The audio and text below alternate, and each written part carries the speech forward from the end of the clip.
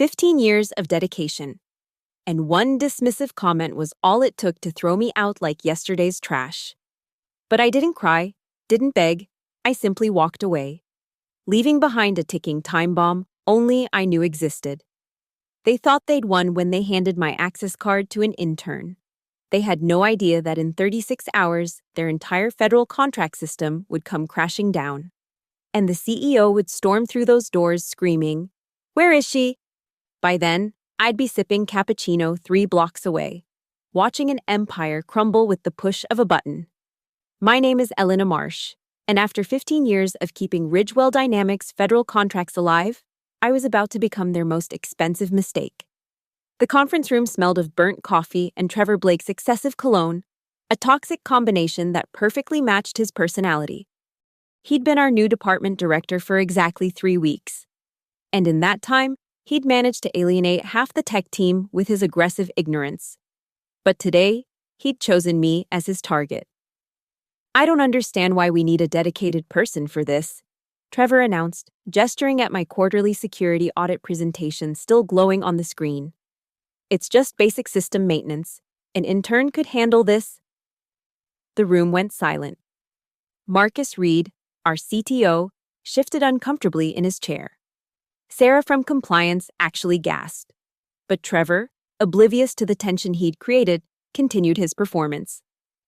"Elena, I'm sure you've been comfortable here for, 15 years? But comfort breeds complacency. We need fresh perspectives, hungry minds." He turned to Maya, the intern who'd started 2 weeks ago, still learning how to navigate our building's keycard system. "Maya here shows real promise. She'll be taking over your responsibilities effective immediately." I felt my jaw clench, but my face remained neutral, a skill perfected through countless meetings with government auditors. Around the table, my colleagues avoided eye contact, their discomfort palpable. They knew what Trevor didn't. The Sentinel Vault system I managed wasn't just basic maintenance. It was a Byzantine labyrinth of federal compliance protocols, encryption keys, and authentication chains that had taken me years to master and perfect. "I see," I said, my voice steady as winter ice. "And the federal audit next month?" Trevor waved dismissively.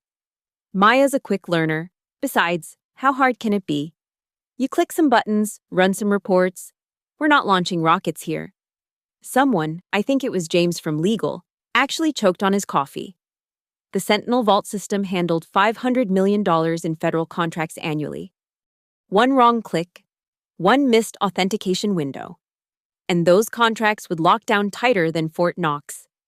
I stood slowly, gathering my laptop and the coffee mug I'd used every morning for a decade, the one with "World's Okayest Employee" printed on it. A joke gift from the team 5 years ago that now felt prophetic. "Well then," I said, sliding my access badge across the table. It skittered to a stop in front of Trevor, the metallic scrape sharp in the silence. "I suppose you won't be needing me anymore." Trevor's smirk widened. "We'll need 2 weeks for transition. Of course, standard procedure." "No." The word hung in the air like a challenge. Trevor's eyebrows shot up, his mouth opening and closing like a gasping fish. "Excuse me? You just said an intern could do my job. Surely she doesn't need 2 weeks of training for something so simple." I tucked my laptop under my arm. "My personal items will fit in one box. I'll be gone within the hour." "You can't just..." Trevor sputtered, his face reddening. "This is highly unprofessional." I paused at the door, looking back at the room full of people who'd become my second family. Marcus caught my eye, and I saw the question there. "What are you doing?" But there was something else too. Understanding. He knew the system as well as anyone except me. He knew what was about to happen.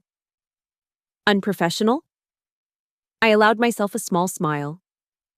I suppose we all have our perspectives on that word. As I walked through the cubicle farm toward my desk, whispers erupted behind me. By the time I reached my workstation, Slack messages were already flying. My phone buzzed with texts from colleagues, but I ignored them all. I had exactly 53 minutes before my administrative access would be revoked. Standard security protocol I'd written myself. 53 minutes to pack up 15 years.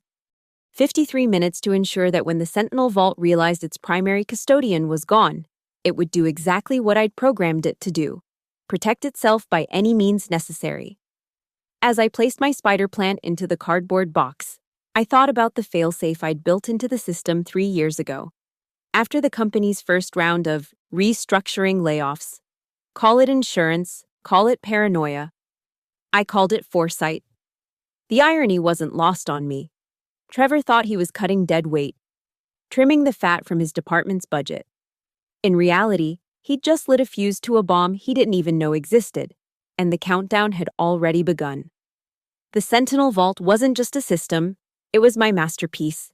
My digital fortress built line by line over a decade of late nights and cold coffee.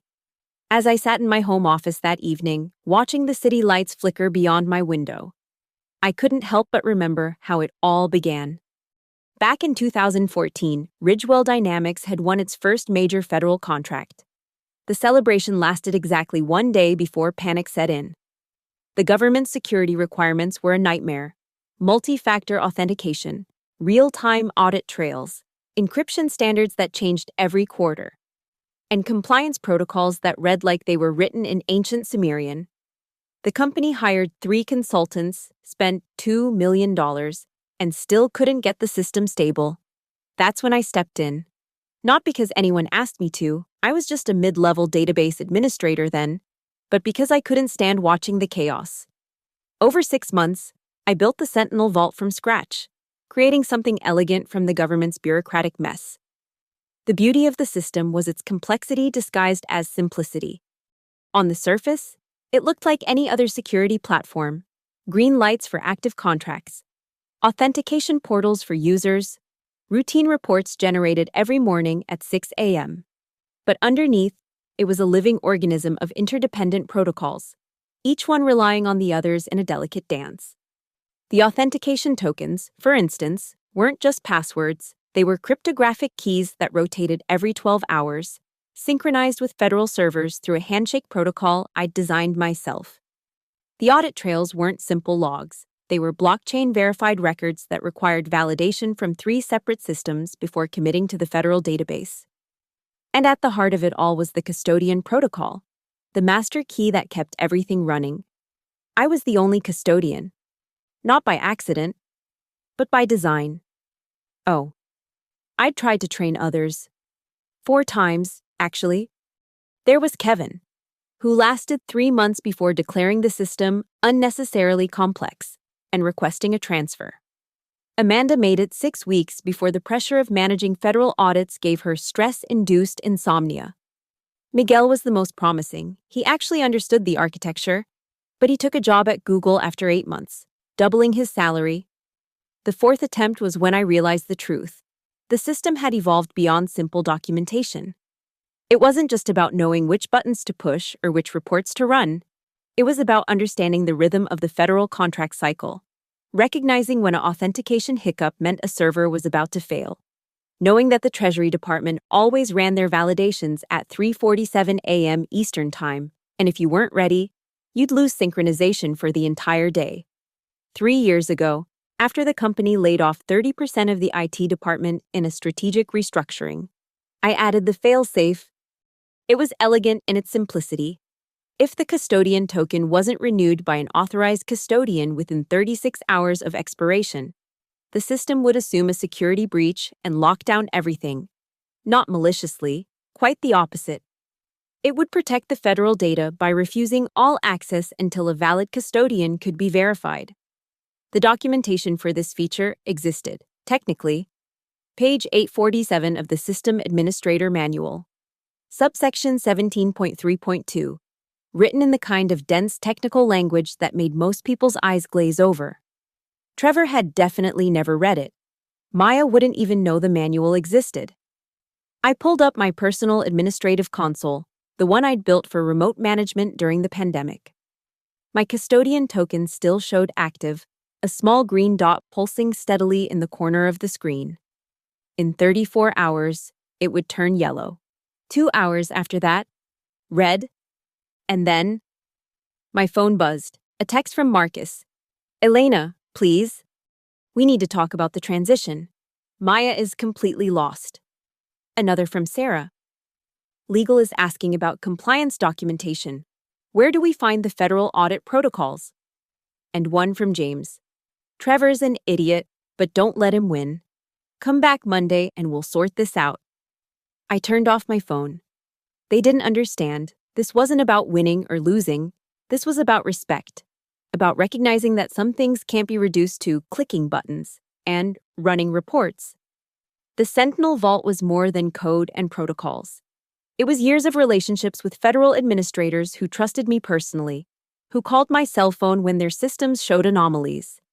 It was knowing that Defense Department contracts required a specific encryption key rotation every full moon. Not literally, but on a 29.5-day cycle that everyone else thought was random. It was understanding that the system's quirks weren't bugs, but features, each one a solution to a problem no one else had bothered to document. Trevor thought he was hiring an intern to replace a button pusher. In reality, he'd just sentenced his entire federal portfolio to death by 1,000 authentication failures. I closed my laptop and poured myself a glass of wine. Somewhere across the city, Maya was probably still at the office, frantically trying to understand why her login credentials weren't working on half the system modules. She'd figure it out eventually. They all would, just not in time. Saturday morning arrived with deceptive calm. I knew from my phone's silent notifications. I'd kept it on airplane mode but could see the message count climbing. That panic was already setting in at Ridgewell Dynamics. 27 missed calls, 43 text messages, 12 emails to my personal account, despite company policy against using it for work matters. The custodian token had 26 hours left. I made myself breakfast, eggs Benedict, something I never had time for during my working years, and opened my laptop to watch the system's public status page. Everything still showed green. To anyone checking, the Sentinel Vault was running perfectly. But I knew better. The small things were already failing. Tiny cracks in the dam that would soon become a flood. The first sign appeared at 10:47 a.m., a maintenance notification that the morning audit report had been delayed. Nothing alarming to the casual observer. But I knew that report was supposed to generate at 6 a.m. sharp, every single day, without fail. Maya had probably tried to run it manually and discovered she didn't have the proper permissions. She wouldn't know that the permissions were tied to biometric authentication that required in-person verification at the federal building downtown. Something I'd done 5 years ago and never needed to repeat because my credentials were grandfathered in. By noon, the cracks were widening. The system status page showed 3 minor delays in contract processing. Minor. Unless you understood that federal contracts operated on strict timing protocols. A minor delay of more than 4 hours would trigger an automatic review. 8 hours would flag the contract for suspension pending security verification. My neighbor knocked on my door around 2 p.m., Mrs. Patterson, asking if I could feed her cat while she visited her daughter next week. We chatted about the weather, about her grandson's college acceptance, about anything except the fact that my former employer was likely in full crisis mode. Normal life continued around me while I held a detonator in my hand. At 3:17 p.m., I briefly turned on my phone to check one particular message. It was from Marcus, sent an hour ago. Elena, I know you're angry. You have every right to be. But please, think about the people here who had nothing to do with Trevor's decision. The contracts team, the developers, the support staff, they don't deserve this. He was right, of course. They didn't deserve it. But that was exactly the point. Trevor had made a decision that affected everyone without considering anyone. Now he'd learn what that felt like. I turned the phone off again and went back to my laptop. The status page was starting to show yellow warnings. Synchronization delayed appeared next to 3 federal department links. In the system logs, the public ones that anyone could access if they knew where to look, error messages were multiplying like bacteria in a petri dish. Error 401, custodian validation pending. Warning, authentication handshake incomplete. Notice, automated compliance check postponed, awaiting authorization. Trevor wouldn't understand these messages. He'd probably Googled them. Found generic IT explanations that had nothing to do with our specific configuration. Maya was likely drowning in documentation, trying to piece together years of institutional knowledge from scattered notes and incomplete guides. The irony was delicious. I'd begged for years to hire a backup administrator, to properly document the system, to create a genuine succession plan. The response was always the same. It's not in the budget, or the system is stable, why change it? Or my personal favorite, from the previous CEO. Elena, you're irreplaceable. You'll be here forever. Forever had lasted exactly 15 years, 2 months, and 6 days. As evening approached, I made myself dinner and opened a bottle of good wine, the one I'd been saving for a special occasion. Outside my window, the city hummed with its usual Saturday night energy. Couples heading to restaurants, groups of friends gathering at bars. Everyone blissfully unaware that one of the city's largest defense contractors was watching their federal lifeline slowly strangle itself. At 8 p.m., I allowed myself one look at the company's internal status page. I still had read-only access through a vulnerability I'd reported 2 years ago, but had never been given the budget to fix. The screen was a Christmas tree of red and yellow alerts. The main dashboard showed 17 critical warnings, 43 major alerts, and a number of minor issues that had stopped counting at 99 plus. In the activity log, I could see Maya's login attempts, dozens of them, trying different credentials, different access points, different approaches. Each failure locked her out for progressively longer periods. She was probably crying by now. I felt a twinge of sympathy for her.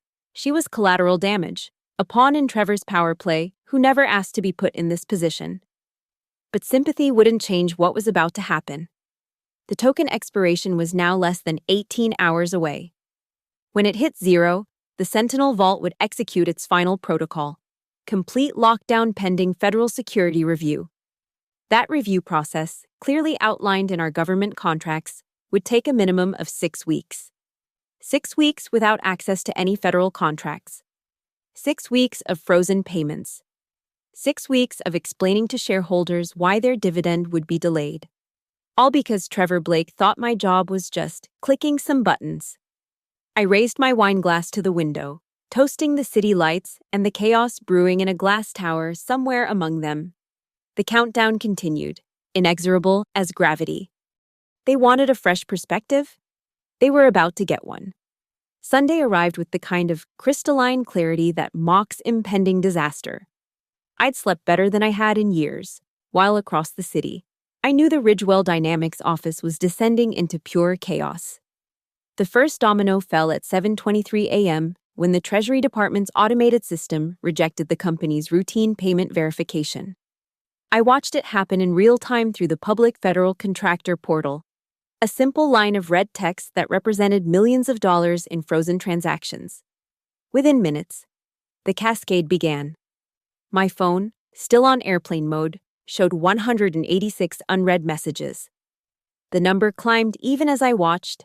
I turned it off completely and made myself French toast. By 10 a.m., I imagined the scene at the office.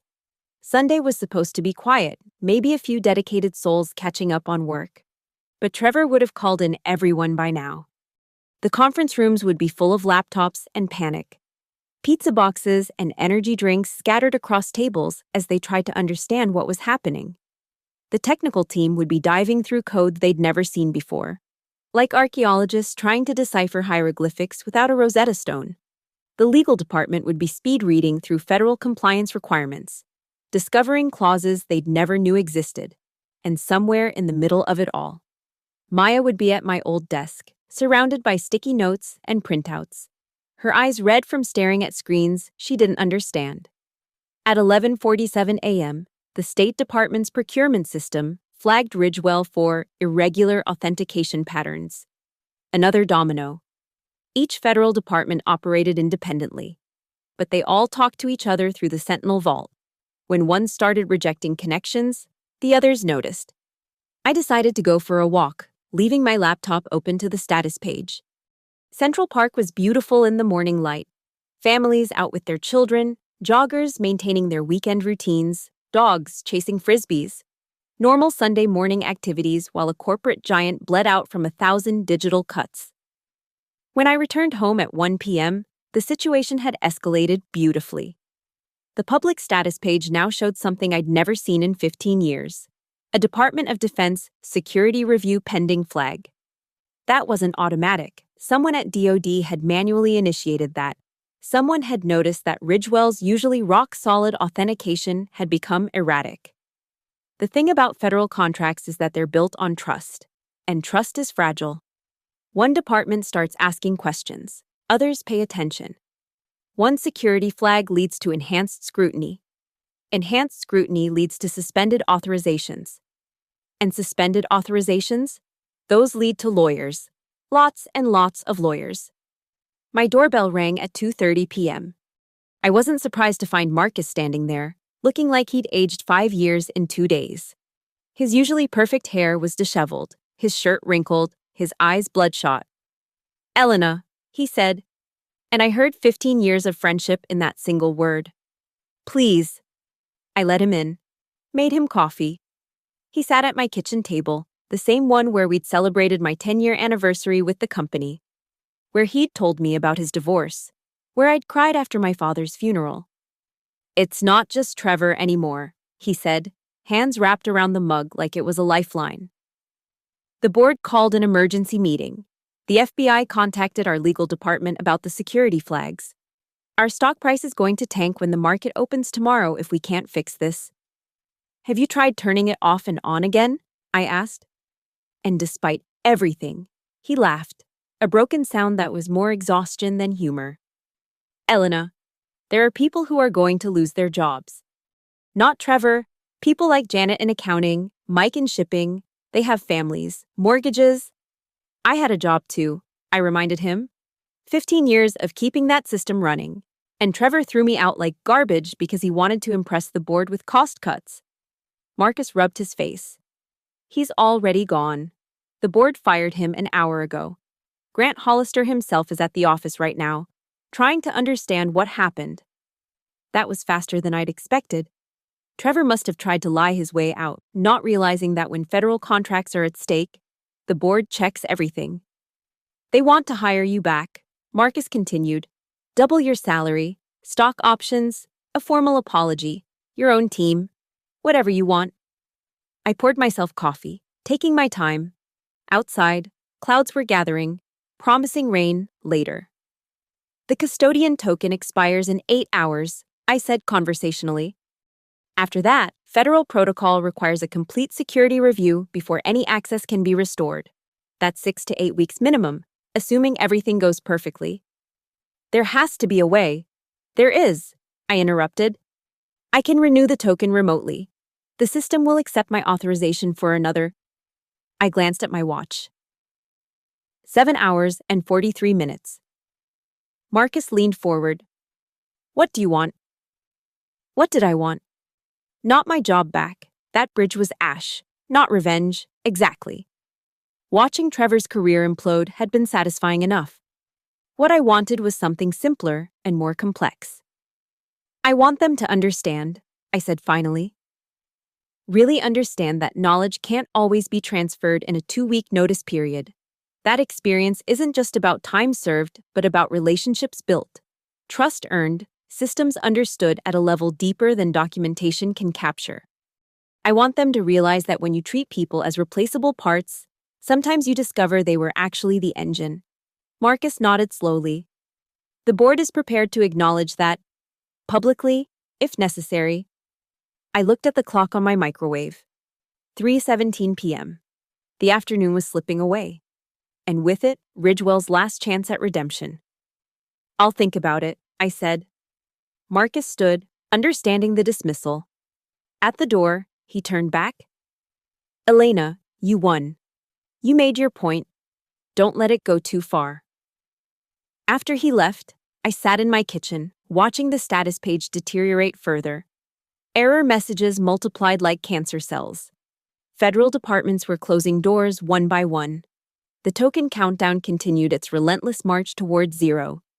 I thought about Janet in accounting, Mike in shipping, Good people who'd been kind to me over the years. They didn't deserve to suffer for Trevor's arrogance. But then again, I hadn't deserved to be dismissed like an intern either. The clock ticked on. The city continued its Sunday routine, and in a conference room somewhere, executives were learning that some things, once broken, couldn't be easily fixed. The rain started at 4 p.m., matching my mood as I sat before my laptop, fingers hovering over the keyboard. The remote access console glowed before me, waiting for a decision I'd already made 2 days ago. Every keystroke from here would be deliberate, measured, final. I opened the terminal and began typing. Sentinel Vault Admin Console, VPARN 15.3.2, authenticating custodian credentials. Biometric verification required. Override, emergency protocol. 7. Access granted, welcome. Marsh warning, custodian token expires in 06-23-47. The cursor blinked at me, patient and indifferent. 6 hours and 23 minutes until the point of no return. I could renew it now. Be the hero. Save everyone from the consequences of Trevor's hubris. My fingers moved across the keys, muscle memory from thousands of late-night sessions. Display token status, verbose. The screen filled with information, authentication chains, federal department connections, timestamp synchronizations. Each line represented a relationship I'd built, a system I'd nursed through updates and crashes and government shutdowns. My digital garden, about to wither because someone thought any gardener would do. I navigated to the token renewal function, then stopped. Instead, I typed a different command. Initiate custodian transfer protocol. Warning: this action will revoke current custodian privileges. Warning: no backup custodian detected in system warning. Federal contracts require valid custodian for operation proceed. YNN. My phone, finally turned on, immediately exploded with notifications. I ignored them all except one. A text from Grant Hollister himself. Ms. Marsh, this is Grant Hollister. I need 5 minutes of your time, please. The CEO had my personal number now. How delightfully desperate. I let him wait while I continued typing. Set token, expiration, action. Full lockdown. Set lockdown severity. Maximum. Set federal notification. Enabled. Set recovery. Timeline. Standard federal review. Confirm these settings. YN. The beauty of what I was about to do wasn't destruction. It was compliance. Every action I took followed federal security protocols to the letter. The system was designed to protect sensitive data above all else. If no valid custodian existed, lockdown was not just recommended, it was required. My phone rang. Grant Hollister. I let it ring 4 times before answering. Ms. Marsh. His voice was strained but controlled. Thank you for taking my call. Mr. Hollister, I acknowledged, typing one-handed as we talked. I'm at the office with the entire board. We've reviewed what happened Friday. Trevor Blake acted without authorization, without consultation, and without competence.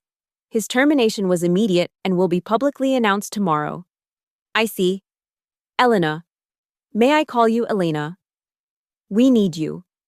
The company needs you. More importantly, we now understand exactly how much we need you. I typed another command. Generate audit report, last 15 years. Summary numbers filled my screen. 15 years of perfect federal compliance. 0 security breaches. 0 failed audits. 99.97% uptime. Statistics that Trevor had reduced to clicking buttons. Mr. Hollister, do you know what the Sentinel Vault is worth to Ridgewell? A pause. The federal contracts are approximately $500 million annually. No, I interrupted. Not the contracts. The system itself. The relationships with federal administrators who trust it. The reputation for security that's never been breached. The institutional knowledge encoded in every line of code. What's that worth? That's not easily quantifiable. Exactly. I glanced at the countdown. 5 hours and 52 minutes. You're going to lose it all. Not because of a hack or a disaster or an act of God, but because Trevor Blake thought experience was worthless and you let him? What do you want? His CEO voice cracked, revealing the desperate man beneath. I looked at the final command waiting on my screen. Revoke. Custodian. Token. Immediate. No. Grace. Period. Execute. YMRN. I want you to watch, I said simply. I want you and the entire board to sit in that conference room and watch as every federal connection goes dark. I want you to field the calls from the Defense Department, the State Department, the Treasury. I want you to explain to them how you let a middle manager fire the only person who understood your most critical system. Elena, please. I'm not finished. I want you to calculate the cost, not just the frozen contracts or the stock price. The cost of rebuilding trust. The cost of 6 weeks of federal review. The cost of maybe never getting back to where you were. I want you to present that number to your shareholders. Rain hammered against my window. The cursor blinked, Y or N. Such a simple choice. And then, Grant asked, his voice barely above a whisper. Then nothing. I'm done. My relationship with Ridgewell Dynamics ended when Trevor said an intern could do my job. What happens next is your problem, not mine. You could stop this. You could save hundreds of jobs. I could have. Friday morning, when I still worked for you. Saturday, when the token was still fresh. Even this morning, when Marcus came to my door. But every hour you waited, every hour you let Trevor's decision stand, was an hour you agreed with him. That my 15 years meant nothing. I looked at the clock. 5:47 p.m. The cursor still waited. Elena, I'm begging you. Goodbye, Mr. Hollister. I hung up and stared at the screen. My finger hovered over the Y key. One keystroke to activate the lockdown immediately instead of waiting for the natural expiration. One keystroke to remove any chance of a last-minute miracle. But I wasn't cruel. Just precise. I typed N, letting the timer run naturally. They'd have 5 more hours to panic, to scramble, to fully appreciate what they'd thrown away. Then I did something else.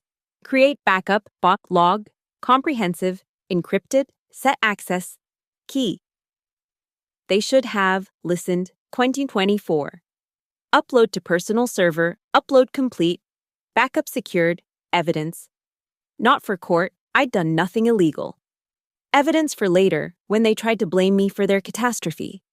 Every email dismissing my concerns, every budget rejection for backup training, every time they'd said the system was simple. I closed the laptop and poured myself a glass of wine. Outside, the rain had become a storm. Lightning illuminating the city in brief, harsh moments of clarity. 5 hours and 37 minutes until the lights went out at Ridgewell Dynamics. I raised my glass to the storm. Revoke custodian token, I whispered to the empty room, practicing the words I wouldn't need to say. The system would do it for me. Sunday night descended on New York like a funeral shroud. At 11:47 p.m., I sat in my darkened living room, laptop screen providing the only light. The countdown read were 0.1327, 13 minutes until the end of Ridgewell Dynamics as they knew it. The Federal Contract System status page had become my meditation focus. Each refresh showed the deterioration accelerating. The Defense Department had moved from security review pending to authorization suspended, awaiting verification. The Treasury had simply marked Ridgewell as non-responsive. At 11:55 p.m., something interesting happened. A new login attempt appeared in the system logs. Not Maya, not Marcus, but a username I didn't recognize. G.S. Hollister, CEO. Grant had created himself an account, probably hoping CEO privileges meant something to my system. They didn't. 11:58 p.m. The rain had stopped, leaving an eerie quiet. Even the city seemed to hold its breath.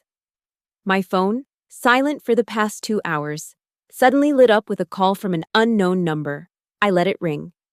11:59 p.m. 60 seconds. I opened a new terminal window and watched the raw feed. Custodian token status, critical time remaining. 00. Line. Warning, no renewal detected, initiating final verification sequence. Checking for backup custodian. Not found checking for emergency override. Not authorized preparing lockdown protocols. The seconds ticked down. 40, 30, 20. I thought about all the mornings I'd arrived early to run pre-audit checks. The weekends spent updating security protocols. The 3 a.m. calls from federal administrators who trusted me to fix their authentication issues. 15 years compressed into these final seconds. 10, 9, 8. Somewhere across the city, executives were watching these same numbers, probably still believing in last-second miracles. 3, 2, 1. Midnight.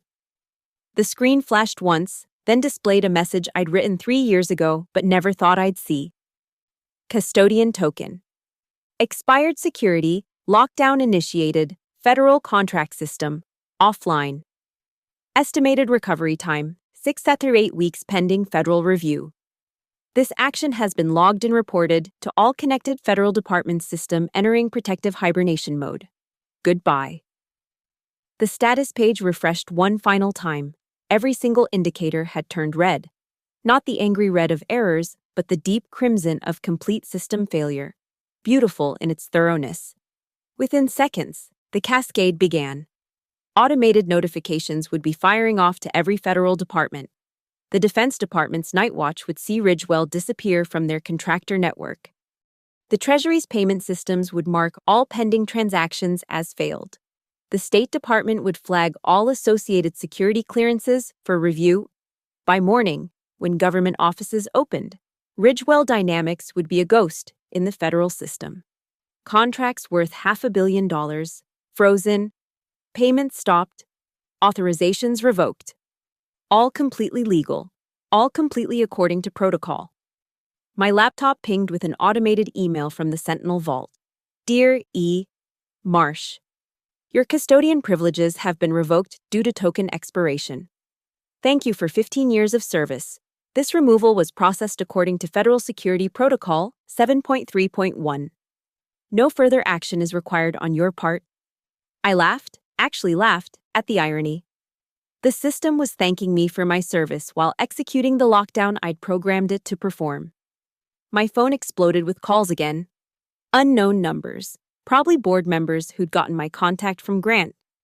Marcus called 6 times in a row. Even a 2002 area code that looked suspiciously like a government number. I turned it off completely. At 12:30 a.m., I made myself chamomile tea and opened my personal email. 17 messages from former colleagues had somehow found my address. I deleted them unread. That life was over the moment Trevor dismissed me like hired help. I pulled up a different screen, my bank account. The direct deposit from Friday had cleared. My final paycheck from Ridgewell Dynamics.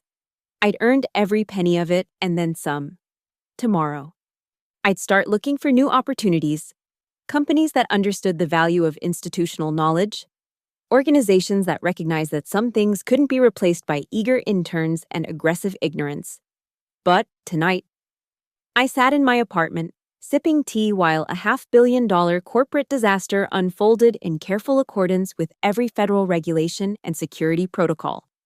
I hadn't destroyed anything, I'd simply stopped maintaining it. The distinction mattered, legally and ethically. At 1 a.m., curiosity got the better of me. I opened my laptop one last time and navigated to Ridgewell's investor relations page.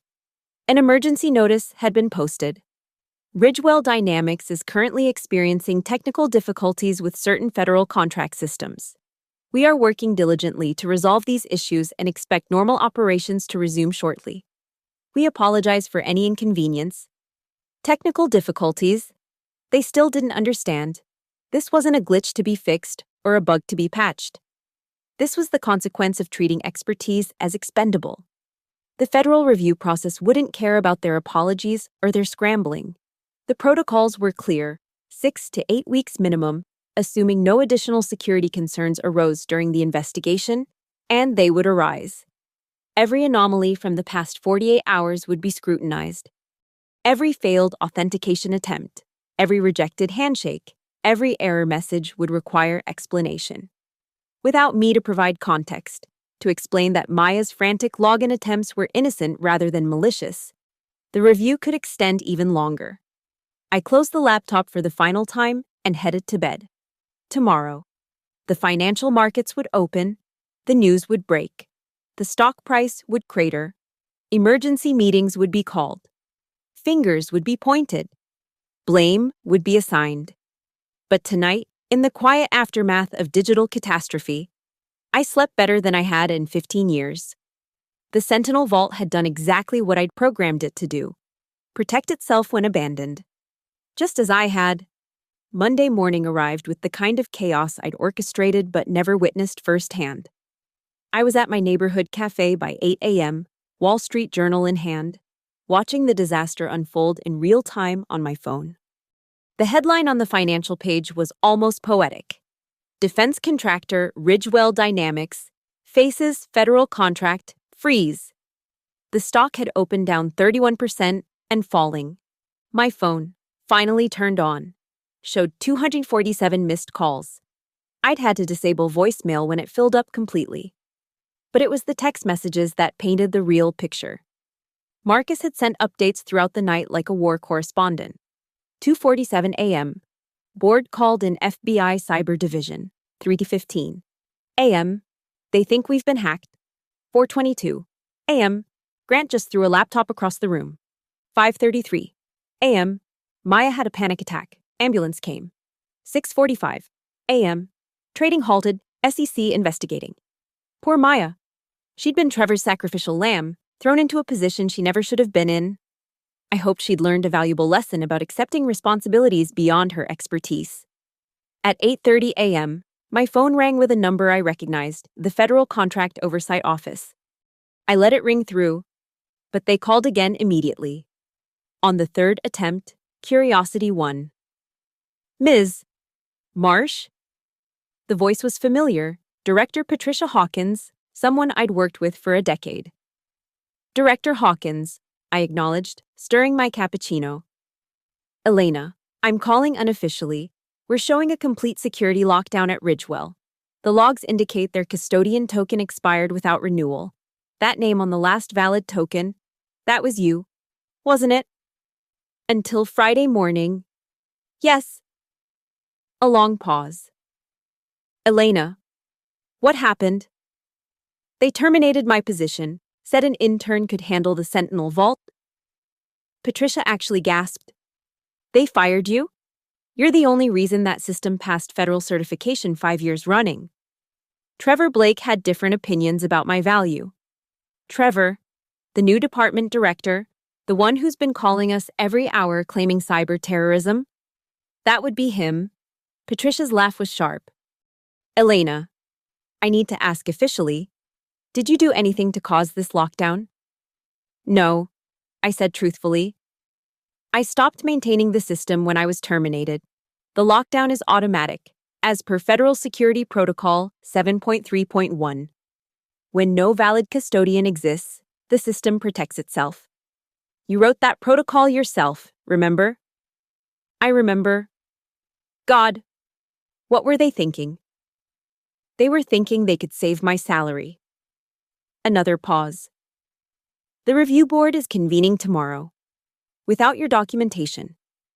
Without your testimony, Elena, this could take months to resolve. I'm aware.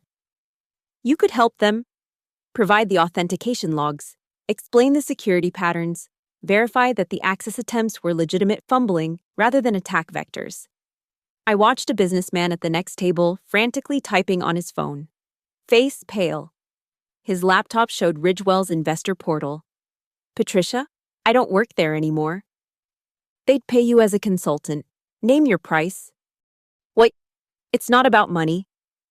Then what?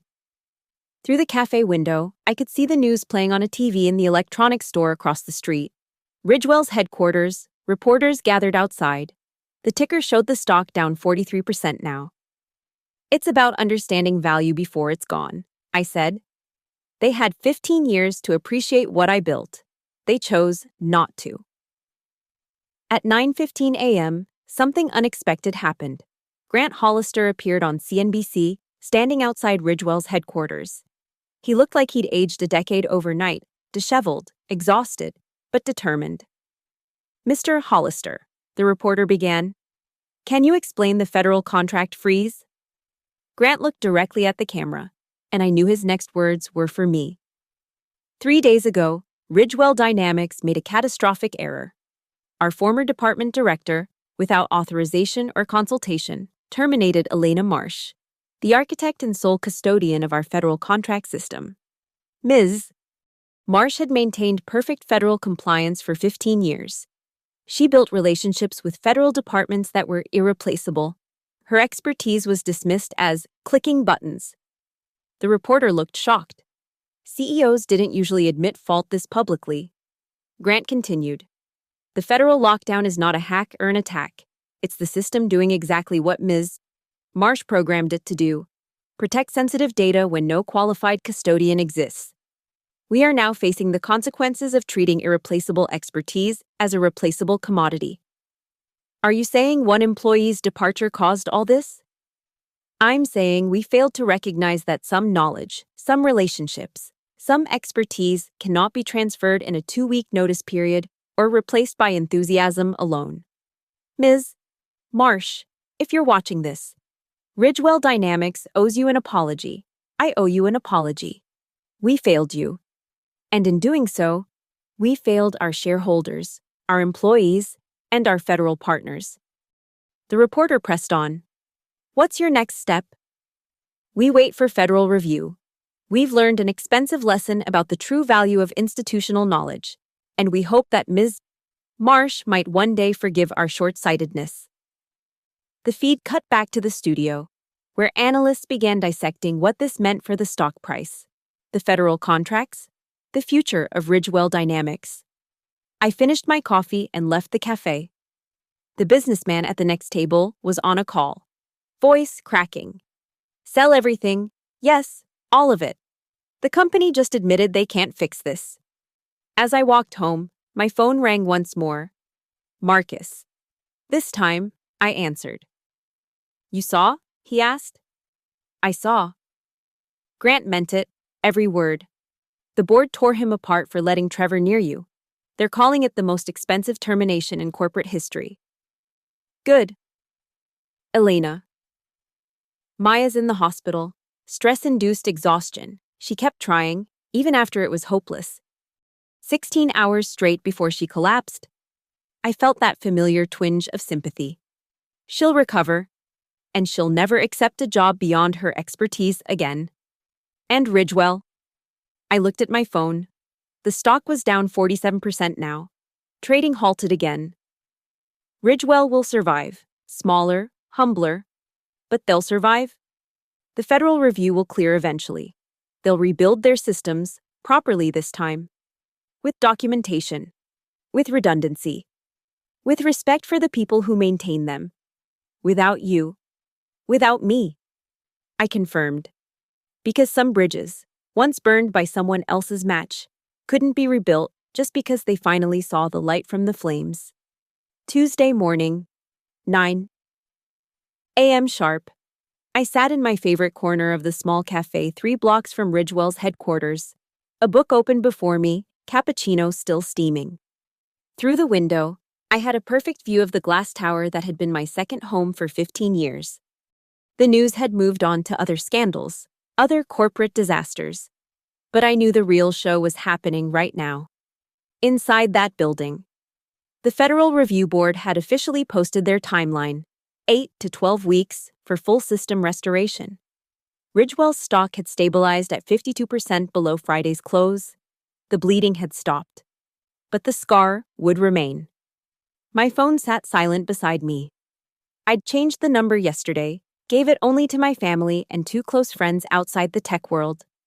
The old number probably still rang constantly, ghosts trying to reach someone who no longer existed in their world. I turned the page of my book, a mystery novel I'd bought 3 years ago, but never had time to read. The protagonist had just discovered the killer had been hiding in plain sight all along. How fitting. At 9:17 a.m., movement caught my eye. A cluster of people emerged from Ridgewell's main entrance. Even from this distance, I recognized the walks, the postures of former colleagues. Some moved quickly, heads down, the ones with interviews lined up elsewhere. Others lingered, small groups forming on the plaza, probably comparing severance packages. The layoffs had been announced this morning, 300 positions eliminated to offset the losses from the frozen contracts. The cruel mathematics of corporate survival. At 9:23 a.m., I saw him, Trevor Blake, cardboard box in hand, security escort at his side. He stopped at the plaza's edge, set down the box, and looked around as if seeing the world for the first time. His shoulders slumped, the aggressive confidence that had defined him completely evaporated. For a moment, just a moment, our eyes met across the distance. He couldn't possibly recognize me from that far away. But he stared in my direction for a long beat before picking up his box and disappearing into the city's anonymous crowds. At 9:31 a.m., a black town car pulled up to the building. Grant Hollister emerged, followed by what looked like federal investigators. The cleanup crew, there to document every failure, every oversight, every moment that led to this collapse. They'd find my warnings in the email archives, my budget requests for backup training, my documentation of the system's complexity, all ignored until ignorance became catastrophe. At 9:45 a.m., I closed my book and prepared to leave. As I stood, an older woman at the next table leaned over. "Excuse me," she said, "but weren't you in the news? The woman who built that system everyone's talking about?" I smiled. That was a different life. She nodded knowingly. My husband was an engineer, 40 years with the same company. They let him go 6 months before retirement, said they needed fresh perspectives. The plant shut down 3 weeks later when none of those fresh perspectives knew how to maintain the machinery. What happened to him? Started his own consulting firm, charges his old company 10 times his salary to fix their mistakes. She winked. Sometimes the best revenge is success. I left the cafe and walked one last time past Ridgewell's building. The plaza was nearly empty now, just the usual security guards and a few employees grabbing coffee. By the revolving doors, a new sign had been posted. All visitors must register. Enhanced security protocols in effect. They were learning. Too late, too expensive, but learning. My phone, the new one, buzzed with a text from a recruiter I'd contacted yesterday. 3 companies interested, all offering senior positions with full autonomy over their federal systems. Word traveled fast in this industry. Everyone now knew what happened when you dismissed expertise. I stood there for a moment, looking up at the tower. Somewhere on the 15th floor was my old desk, probably still covered in Maya's sticky notes. Her desperate attempts to decode 15 years of institutional knowledge in 36 hours. Somewhere in a boardroom, executives were still calculating losses. Somewhere in a federal building. My system slept its protected sleep, waiting for someone worthy of its trust. At exactly 10 a.m., I turned and walked away. No looking back, no second thoughts. The morning sun was warm on my face. The city hummed with its usual energy. And I had a 2 p.m. interview with a company that promised they understood the difference between clicking buttons and building kingdoms. Behind me, Ridgewell Dynamics Tower stood against the sky, a monument to the cost of arrogance. The federal systems remained locked, the contracts frozen, the lesson learned. They'd wanted to save my salary. Instead, they'd paid the ultimate price, discovering that some things, once lost, couldn't be bought back at any cost. I smiled as I descended into the subway station. Somewhere in that tower, someone was probably saying, "Where is she? How do we get her back?" But I was already gone, leaving only the echo of a perfectly functioning system that no longer recognized their authority. The trains arrived and departed. The city moved on. And in a small cafe 3 blocks away, my coffee cup sat empty at the table I'd never visit again. the perfect vantage point for watching an empire fall, one expired token at a time. Thank you for listening to this story of corporate karma and the true value of expertise. Where are you listening from today? Drop a comment below and let's connect across the miles. If this tale of office revenge resonated with you, don't forget to subscribe to the channel and share your own thoughts about workplace justice. Have you ever witnessed knowledge walking out the door, only to watch everything collapse? Let me know in the comments.